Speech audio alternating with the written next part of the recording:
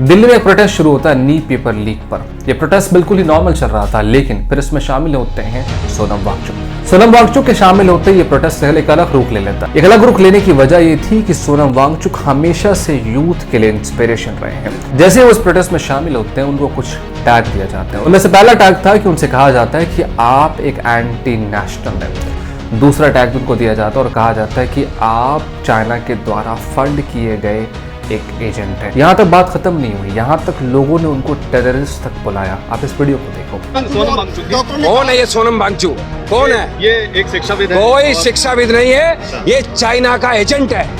ये चाइना का एजेंट है। चाइना उसको फंडिंग करता है, दिल्ली में आके धरना देता है, देश को बदनाम करता है। ऐसे लोगों को नेस्त नाबूद कर देंगे और भारतीय जनता पार्टी के शासन में नहीं चलने वाली। आइए मैं आपको ये बताता हूँ कि ये सो कॉल्ड टेररिस्ट है कौन। सोनम वांगचुक, जिनका जन्म लद्दाख में होता है। जब ये स्कूल की पढ़ाई के लिए आगे बढ़ते हैं, अच्छे स्कूल की कमी होने की वजह से ये बहुत ज्यादा परेशानी से गुजरते हैं। लेकिन जब ये बड़े होते हैं और शिक्षा हासिल करने के बाद एक निर्णय लेते हैं कि जिन चीजों से होकर मैं गुजरा हूं, मैं अपने यूथ के, लद्दाख के यूथ को गुजरने नहीं दूंगा। और इसको वो अपना एक मिशन बना लेते हैं और इस मिशन का नाम देते हैं student educational and cultural movement of Ladakh. इसका सिंपल पर्पस था कि बच्चों तक शिक्षा को पहुंचाना। सिर्फ शिक्षा ही नहीं, बल्कि वो प्रैक्टिकल तरीके से पढ़ाना, जिसके बाद एक समाज में, जिसके बाद स्टूडेंट्स में एक क्रांति पैदा किया जा सके। इस चीज का आप एग्जांपल देखेंगे कि सोनम वांगचुक पर 3 इडियट की मूवी बन चुकी है, जिसका कैरेक्टर आमिर खान ने निभाया था, जिसमें साफ साफ ये बात दिखाई गई कि जब हम प्रैक्टिकल वे में चीजों को पढ़ते हैं, समझते हैं और उसको इम्प्लीमेंट करते हैं,